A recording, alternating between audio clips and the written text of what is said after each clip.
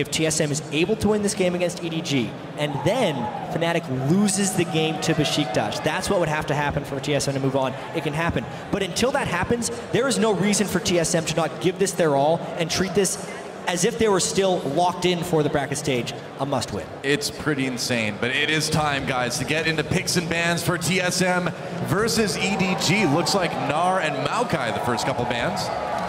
So taking out that Gnar right away, it has been a strategy that we've been thinking might work against EDG. Take away the Gnar, take away the Sejuani, because typically EDG hasn't been quite as strong without a lot of hard engage and crowd control.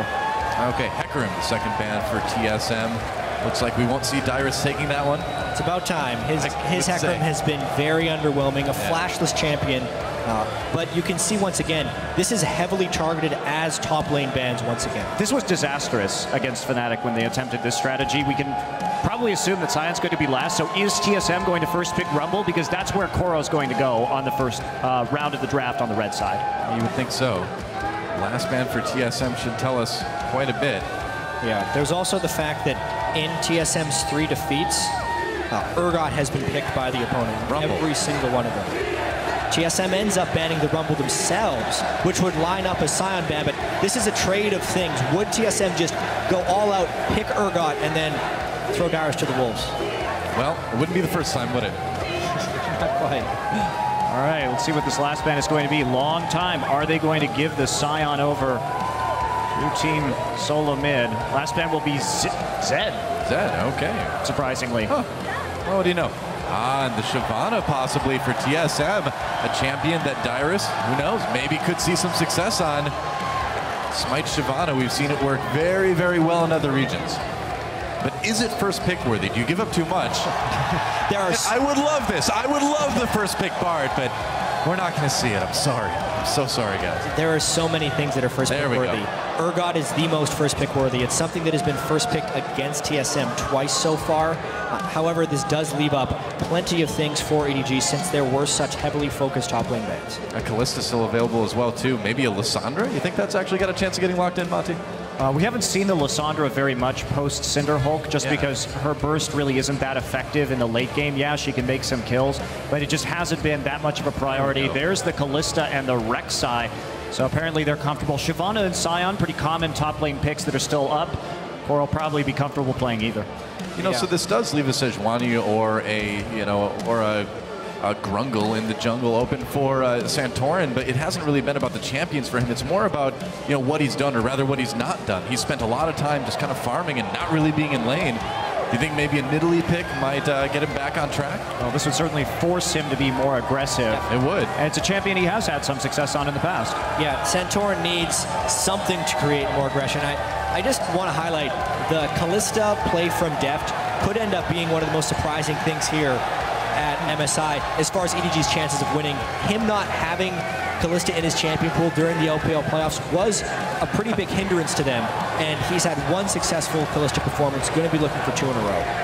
Oh, maybe we'll get to see that Sion picked up for Dyrus. Meanwhile, Corki being hovered over. And an NA, that could be mid or AD carry, I suppose. And there it is, locked in. Dyrus gets the Sion. This is quite standard for TSM, and I'm glad that they're going back to the things that they won the NALCS with. Yes. There were 2 games in the finals against Cloud9 when Wild Turtle played Corki in the bottom lane. Urgot in the mid lane is something Bjergsen can dominate the lane with, and Sion is very hard to kill, which is great for them in the top lane. One thing we forgot to mention is LeBlanc is still up and available. Oh, that's a good point. In the mid lane for Pawn. It has been one of his most terrifying champions. Interestingly, we also haven't seen the Kassadin come out yet from Pawn, which was one of his big picks throughout the LPL playoffs and one of his most threatening champions. EDG is on the red side this game. They have that last pick, and they'll probably be saving that, flashing over the LeBlanc to remind Bjergsen. And there's the Talon. Wants to use his fancy new skin, maybe. That would be not on the tournament realm yet, but window locked in. All right, so Cora will be able to take that window up to the top lane. Meanwhile, perhaps the Sejuani for Santorin. That wouldn't be too shocking, would it? Would not be too shocking at all. They're going for an overall control comp right there. Basically just trying to mimic the things that they played well in the playoffs. To talk about the Mundo pick a little bit from Edward Gaming, if they're able to snowball that lane a little bit, he stands a high chance of becoming highly unkillable. Corki, not a great tank buster. Urgot, very true. If he falls behind that curve of Mundo tankiness, they're going to be in a lot of trouble. Well, one final pick. He has to pick this mid laner blind, which is really tricky. Go for the LeBlanc. Just do it. No, he's got the Urgot, man. Oh, he already has Urgot. What am I thinking? That's true, He has to pick their support. They're going Thresh. Yeah, It's gone. What am I saying? I don't know, man. It's okay. Let's just start making. I think we're going to see a Nivea. No. Yes! Lustboy will be playing Bard. Are you kidding me? I'm a very happy Doa right now, guys. I love this champion. I've loved him from the very moment he came out. Yeah, and honestly, Wow.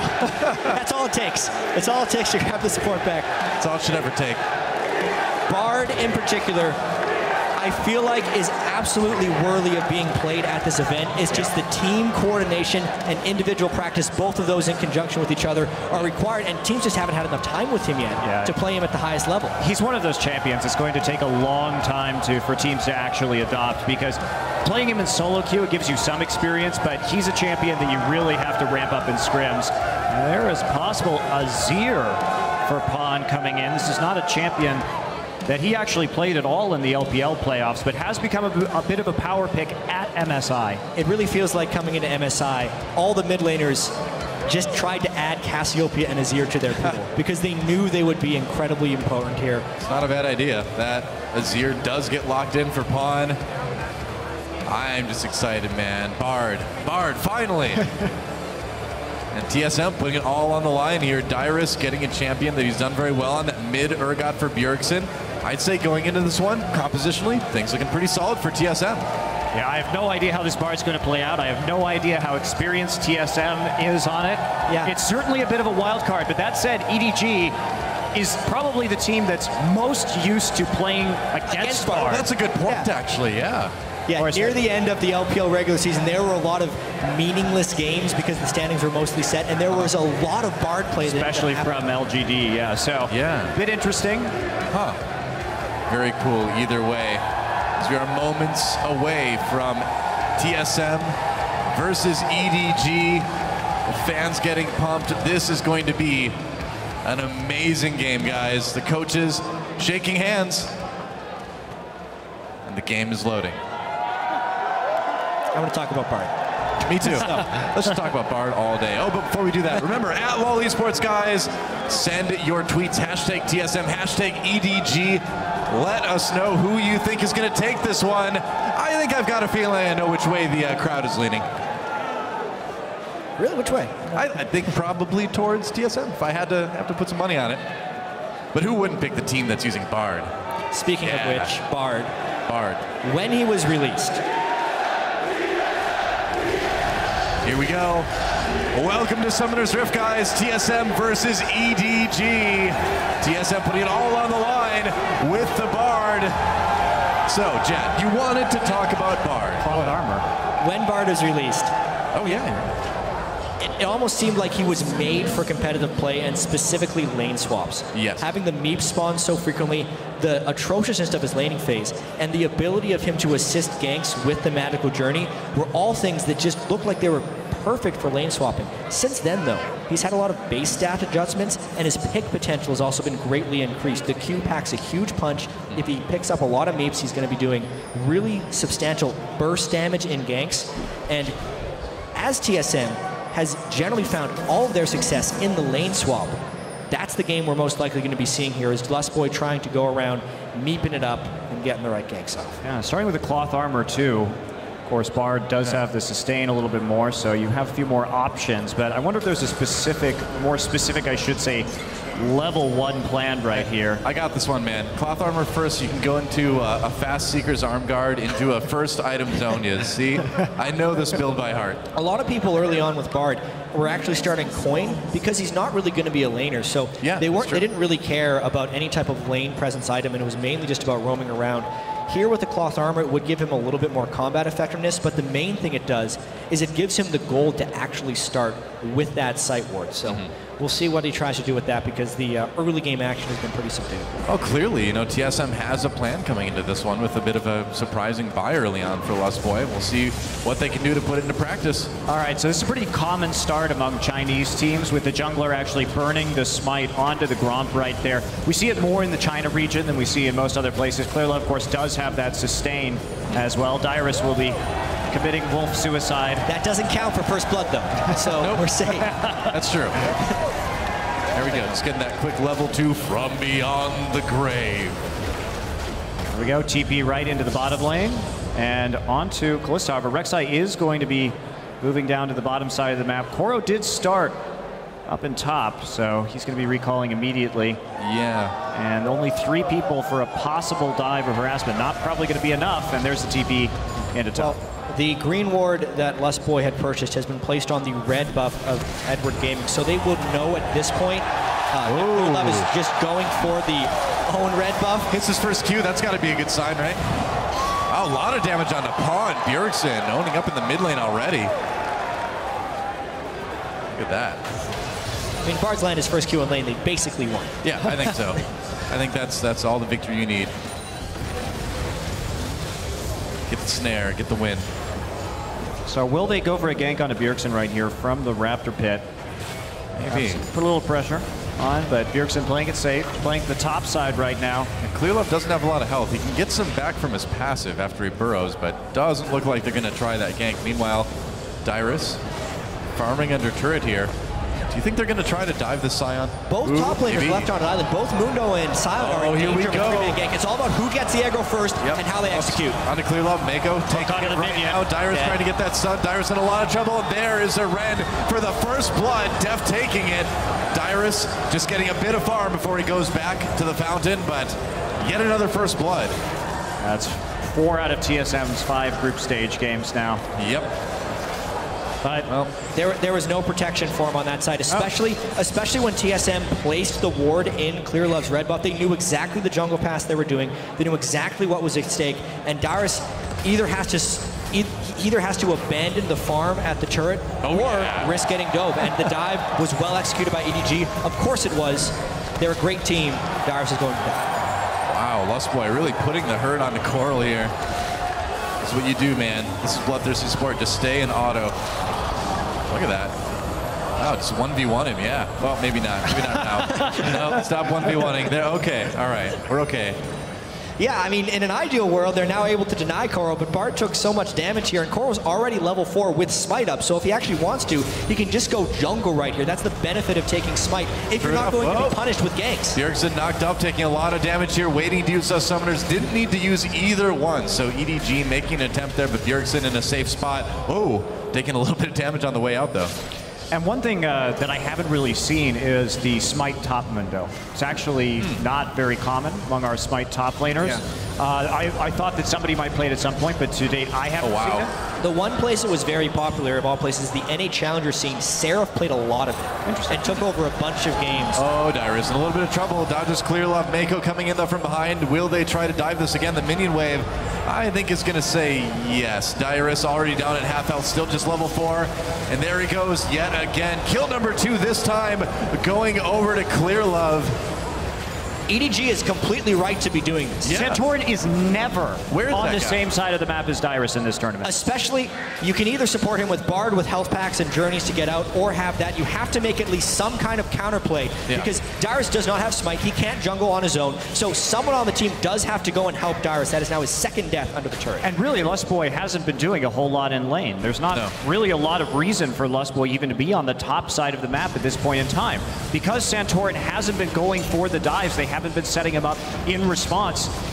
We should see Bard moving around the map more instead of just standing in topside and getting hit by cleavers. Well, yeah, that's the whole idea, is you start to chain those chimes. You can really move around the map fast in that lane swap. Maybe go save Dyrus, maybe make a gank in mid or something like that. They should be doing more with this Bard, and Instead, Deft is now level 6. It's not Dyrus' fault this keeps happening, but what do you expect? A nice death sentence onto Dyrus. That's 3 kills already. Man, TSM really just leaving Dyrus out to dry yet again. So it's a little bit Dyrus' fault. Well, but it's a systematic problem right here, and EDG is right to exploit it, as every team has done so far at the midseason invitational. What do you do if you're Dyrus in this situation, though? If you know your team isn't going to come and help, do you still get the farm as you can? Or specifically when EDG is coming down like that, you have to avoid the lane. You ask your jungler for double jungle, or you just go and try and push another lane with your team. You group up 3 or 4 people in the top side, try and push down Mundo's turret and assist in an enemy dive if you know the enemy is going to be putting 3 people bottom dedicated to kill you. You notice there just aren't any wards as well, too, to warn him that people are coming in. I mean, you do have information from the other lanes, of course, too, but not really anything in his side of the jungle to give him that little bit of extra info. Well, it's tough because where do you put your money at that point, right? Do you use the meager amount of income that you have on wards for yourself? Yeah, very true. Yep. Wow, Deft actually with a pretty quick Runin's Hurricane. Well, he has gotten 2 kills and an assist in 7 minutes. Yep, and a dragon and a turret. Now, he has fallen behind in CS as a result of this. They've been actively pushing the wave. If we look at what's happened in the top side, TSM has been freezing for the most part, trying to play Corki back to his turret, which does make Lustboy's presence up there increasingly unnecessary. But at the same time, they have managed to actually pick up a lot of farm onto the AD carry. Yep. And they're trying to hit, the nice thing about Corki in this composition that TSM is running is it kind of gets them over the hump into the late game. First off, you have some nice mid-game siege with the long-range poke from the Urgot and from the Corki, so you might be able to take down some early towers, and it's a little bit of an insurance policy getting in late. But this Mundo with this challenging smite is going to be pretty terrifying, and Deft already in the top side starting to take more towers. Oh yeah, smite Mundo in the late game turns into a total monster. As I've seen when Seraph has been able to play it. Yeah, and it's also just Cinder Hulk combined with the AoE from Mundo is extremely good at split pushing. And there's not a really good answer as to who is going to deal with the split pushing from TSM. Yeah, at this point, TSM needs to control this and find a way to fight around the next dragon for the most part. Or they can need to send an overwhelming force top lane and push this down. But since it's already a Hurricane Callista, you're not really pushing against that very easily. The options are very limited right now. Right, and the nice thing for Deft is he can stand up here and continue to clear waves. Meanwhile, Wild Turtle has to use mana to actually clear those waves effectively. Yeah. So eventually he's just going to run out of mana if nothing else changes, and it'll be pretty hard. I would say so.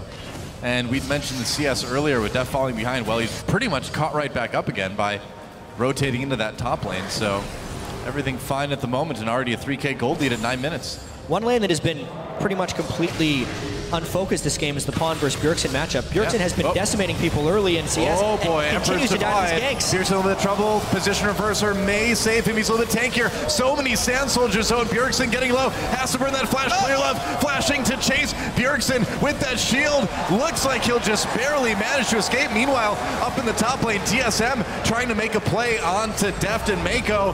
Mako pulled in, though. There we go. Oh, nice play onto Lustboy. A lot of trouble. Magical journey to escape. Oh, Deft, he's taking a magical journey too, and it's going to be a journey to the death for Lustboy. Maybe. Oh, makes it out. He uses the Bard ult to stop Deft just long enough. Bjergsen in trouble in the mid lane, and he will finally go down as Pawn grabs that kill. A flurry of events. Santorin's ultimate flew wide in that engagement as the Lantern and the Fate's Call are just a lot to keep up with. Yeah. Lustboy with a miraculous escape, but they still end up losing Bjerg in the mid lane. A nice decision by Clearlove to go back. There they go. Assistance. Journey.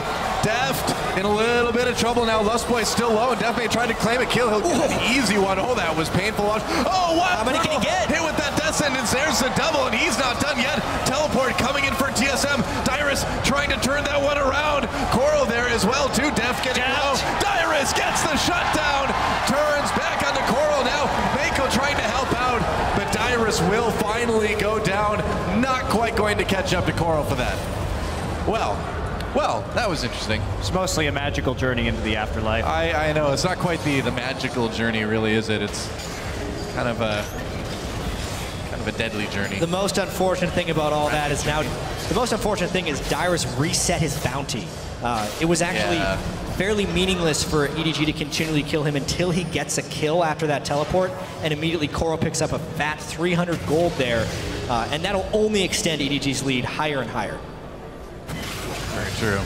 Oh, Pawn coming in onto Bjergsen. Bjergsen a little bit of trouble. Lusway comes in to try to save him. Looks like Bjergsen might get a dodges that death sentence, and EDG going to need to back up just a bit. EDG's tried that same gank a couple times now. It's the second time, and each time Bjergsen gets over the wall with the position reverser, so not really sure that's going to work as long as Bjergsen has that ultimate available to him. Bjergsen is holding on as best as he can right now. I was going to say before all the ganks happened that this was actually the first time someone has out-CS'd Bjergsen at 10 minutes, and that was majorly without jungle assistance. I do have to credit Pawn Zazir pretty heavily here, a pick we haven't seen him pull out in competitive play, doing quite well against Urgot, who is a tremendous lane bully early on, and this game is very quickly getting out of control. Yeah, certainly starts to look that way. EDG coming in to claim their second dragon. Nothing TSM can really do about it. Lusway getting closer, but no plays really to be made. TSM trying to put a little bit of pressure onto the mid lane. That is about it. Big gold lead for EDG right now.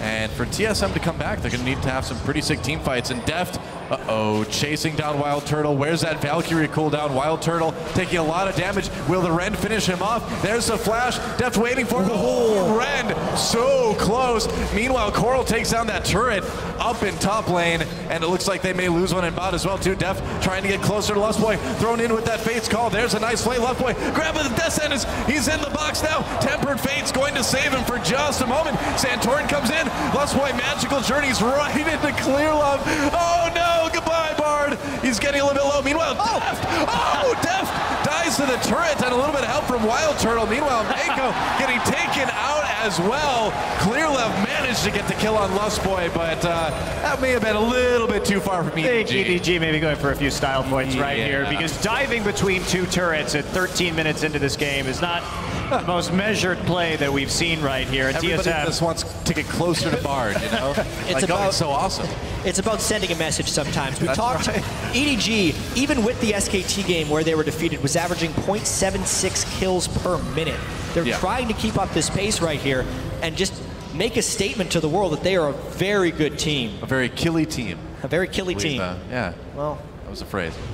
They are a very killy team. Very killy indeed, I agree. A little too killy right here, though. Yep, Lustboy. Launching himself into the inhibitor turret. And credit to Lustboy here, the delay on both of them just long enough to magical jury himself out of there, and then also distracting Rek'Sai long enough to make it so Wild Turtle and Santorin don't die right here. Deft jumping back into the turret. Poor Kalista play, I would have to say. Yeah, that's not maybe the best idea. You do have a chance to maybe dodge some of those rockets jumping side to side instead. No, man, you got to go right back into the turret for the style points. Hey, what's Kalista's favorite restaurant? IHOP. Oh, God. Sorry. I'm so sorry. I haven't been booed by thousands of people once in a while, so I had to do that. Thank you. If there was a time to say that joke, that was the right time. Looking for that sponsorship. Lustboy takes the magical journey back through the bot lane. I can't say that enough. Dyrus flayed under turret. He's filled with spears. Ouch. And Deft is putting a ton of pressure onto this turret. Oh, here comes Santorin. But not able to quite do anything at the moment. Lustboy in a little bit of trouble. Wild Turtle, there's a Tempered Fate. Again, Coral's like, thanks, man, I need to catch up. Oh, Clear Love gets the kill there, and Wild Turtle backing off with that Valkyrie. Yeah, this Bard pick, I hate to say it, may not be working out too well. Oh, Clear Love all over Wild Turtle. Easy kill there, but here comes Bjergsen for a bit of revenge. Will he get it, though? I don't think so. There's a kill for Pawn. And this one is turning into a bit of a rout. It certainly is. And what we saw on the top side with Santorin didn't quite have his ult off cooldown yet, so Deft wasn't punished for being a little bit too far forward there. 7,000 gold already. Man. 15 minutes into the game. Well, EDG actually had it was a 16,000 gold at the 20-minute mark against Besiktas. They have been crushing people in the group stage outside of that SK Telecom game. Pawn is incredibly strong on Azir right now. Azir as well, an amazing turret pusher. He can use his Sand Soldier directly on the turret to chunk a bunch of health out of it, as you saw him do twice there. That was a lot. He takes that whole turret down by himself. And that's a 4-0 turret lead now. Meanwhile, some fighting up in that top lane. Santorin uses his ult to try to escape, actually. Dyrus still tangling with Def for now. Mako coming in. There's a teleport for Coral as well. Lustboy takes the magical journey through. They could have chased. Thought maybe it was a trap. It kind of was. As Dyrus loading up the sun. Coral, magical journeys right into it, but no follow-up for TSM. Yeah. Magical journey just makes games like 10 times more entertaining. Yeah, you have to be careful though, because Bard will line up that Q on the other side and just stun you straight into the wall. So yeah, it's actually one of the few times we've seen some reserve from EDG. Yeah. Not just all dogpiling through the magical journey. Why not? To be fair, Carl still took it knowing full well it was on the other side. He did. He just knew he was strong enough to not get punished by it at the moment. It was a good setup. You know, Dyrus loading up that max Q as well, too. They stunned him, but hard to finish off the Mundo once you've got him in position. Yeah, this Mundo getting pretty darn scary, too. Yeah, at this point, we need to start looking at the rest of MSI in the games that we have coming up, too, because at this point, TSM has one win against Besiktas. In order for them to make it out of group stage, they would need to win this game and then have Fnatic lose to Besiktas. But EDG, I'm going to say they're going to win this game. I think that's a pretty safe bet there, Jet. I could say it. I think EDG is going to win this game. Bjergsen in a little bit of trouble here, thus furthering that hypothesis, perhaps. He'll fall as well. So it actually does make the next game Fnatic has against Besiktas pretty important as well, because in a world where Besiktas beats Fnatic, that puts 3 teams on 1 win. And we would actually still have a 3-way tie. The best of the worst for MSI. It's still a possibility that we're going to have coming up here. And EDG, it's possible. They're going to try and end this game as quickly as possible. Yep, going in onto this inhibitor turret in the mid lane, doing a lot of damage to it. Does TSM have any sort of recourse? Santorin has that ult. Oh, here comes Dyrus right through the middle, doesn't hit anybody. And now TSM, they can't follow up because there's nothing to follow up on. Pawn coming in for a bit more damage. They're going to take out Ghost Dyrus. Tempered Fate freezes people up for just a moment, but again, no damage really. Coral getting a bit low. Oh, the Wild Turtle grab by the Death Sentence, taken down by Clearlove. Pawn comes in, Emperor's Divide pushes Bjergsen back out. Another kill for Clearlove. What a hero, and a flash from Def to take down Lustboy. And it looks like EDG is ready to end this one as quick as they possibly can. They took so much damage from the inhibitor turret that time, but not a single one of them ended up falling. They're just going to run back for Dragon 3. Well, Tempered Fate, not doing the best things in combination with the Silent Ultimate. He kind of moved through, right through everybody, straight into the Azir turret during that siege. But man, Pawn's Azir mechanics are incredibly smooth to travel to those Sand Soldiers and then knock people back with the Emperor's Divide. He really has those combos down nicely. And we actually had some internal questions about Pawn's champion pool coming into MSI, because we were looking at the champions he was playing against LGD in the LPL finals, and they were all very assassin-based picks, very low wave clear, and not really playing into the control mage style that we saw out of SKT in the LCK finals, the Azir and the Cassiopeia. And we're also thinking, like, how hard would it be for Pawn to go back to these picks? Because back in the day, he was an Orianna player, very good one at that, and he should be able to pick up those control mages. Running straight through the Zhonya's man right there to his demise. Yep. Through one turret into another. And then just EDG are so far ahead at this point. You can watch everyone taking their turn at dealing with that turret laser over and over again. No one actually falling down. Oh, EDG takes an easy Baron, and now they'll move back into TSM's jungle. Coral has so much money right now. He hasn't been back to shop in a really, really long time. He thinks this is ARAM, man, where he has to die to go back and get items, apparently. 2,400 gold currently on Coral. Maybe time to hit the B button there, Coral. Well, as long as you can keep sustaining with that Mundo ult. I guess. I mean, why not? Who needs items when you can block in Mundo? Another turret going down. EDG continuing to push towards what will probably be the end of this game fairly soon. They've got the Baron buff. They've got all the power. Coral, though. Oh, here comes Dyrus coming in, and he does hit a couple people, but where's the follow-up? Clearlove blocking a lot of stuff. Dyrus gets flayed back in, filled with spears yet again. He is going to go down. that is that Tempered Fate used again by Lustboy. Didn't really get a whole lot done, as it hasn't gotten a whole lot done all game. There goes the inhibitor turret. Whoa, Pawn bending the Sand Soldier to try to get in on Santorin. And look at that, flash death sentence, doesn't connect with Wild Turtle. I could watch Pawn play Azir all day, man. So bending the Sand Soldier like that is really, really difficult. Yeah. More difficult than an insect move would be on Lee Sin. I've talked to a lot of people who've tried to pull it off. You have to get the timing perfectly, because the way it works is you place your Sand Soldier, you then E towards it, and as you're about to connect, you cue it forward. So you end up bending yourself to whatever direction that is going eventually. If you do not get the timing exact, it doesn't work, and you end up just looking like a fool. Yeah, well, Pawn's definitely not looking like a fool this game. 2-0-5. Only 3 deaths total on the EDG side of things. As they're an enormous amount of gold up, about 13,000 right now. And see Deft just going for the QSS as well right afterwards, taking no chances against Bjergsen. Makes sense. So also, the time in which EDG wins this game is not without consequence. In the event of a 3-way tie for first, which would happen if AHQ beats SKT later, the way the 3-way tie works is the 2 teams that have the slowest time in their victories play each other. Yeah. So the team that wins the fastest would actually get the higher in that mini tournament. Now Santorin lands the ult on a couple members of EDG. Bjergsen's still in a lot of trouble here. Lustboy trying to save people. They do take out Bjergsen. Now Santorin in a little bit of trouble. Another kill for Clearlove. Clearlove 8-0-7 this game on that Rek'Sai. Crazy stat line for him as we near the end of this game. Pawn just bending those soldiers for fun, man, just showing off at this point. Mako taking some turret damage, barely escaping with his life here. And Wild Turtle, here comes Dyrus. What can he do? Oh, pushed back by the Emperor's Divide immediately and nearly blown up at the same time. Mako still sticking around, throwing out those death sentences, and Deft hopping his way towards another kill on the inhibitor down in bot lane. All 3 inhibitors are going to be down at this point, and the low health on EDG should be a bit of a concern normally, but these guys just don't seem worried about anything at the moment. Pawn, to Zonia's though.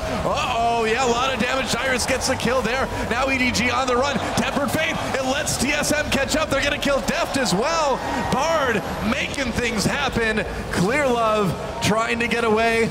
We got one good Bard ult, guys. We got one good one this game. I'm happy. Oh, Santorin comes in. They're going to try to get a kill on the Coral here as well, too. Oh, yeah, right into Lustboy.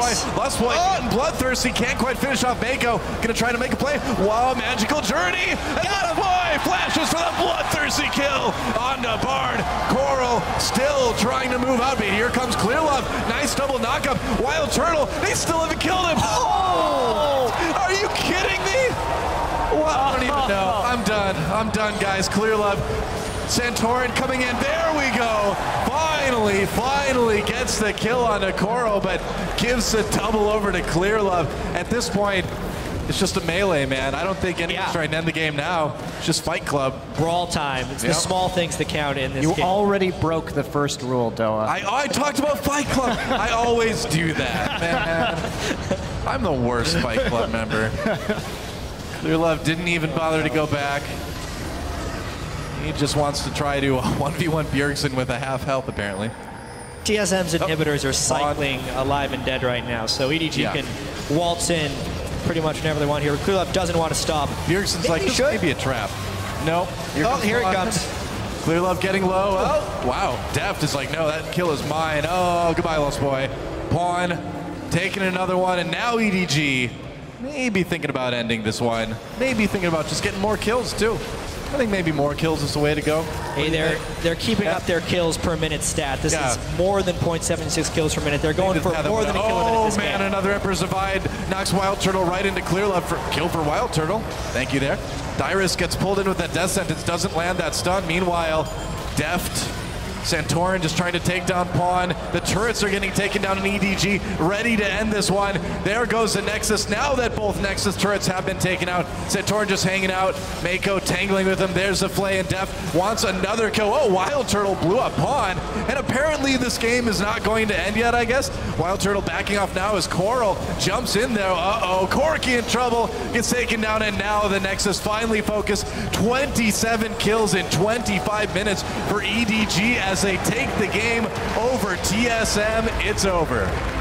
And the thing about EDG And this style of play is when you individually outclass your opposition roll by roll. You can continue to play this very grinding style because you can bet on the fact that you'll outplay and get a gold lead and keep on expanding that lead through further outplays and then itemization. And the thing is, especially in this game, EDG also won the strategic match as well. They were able to isolate Darius down in that bottom lane, no support, continually attacking that weakness again and again and again, putting Darius out of the game and also snowballing Clearlove ahead. At that point, they could use Deft and Clearlove to just take over the rest of the map. So they had the mechanics, but they also had the strategy this time.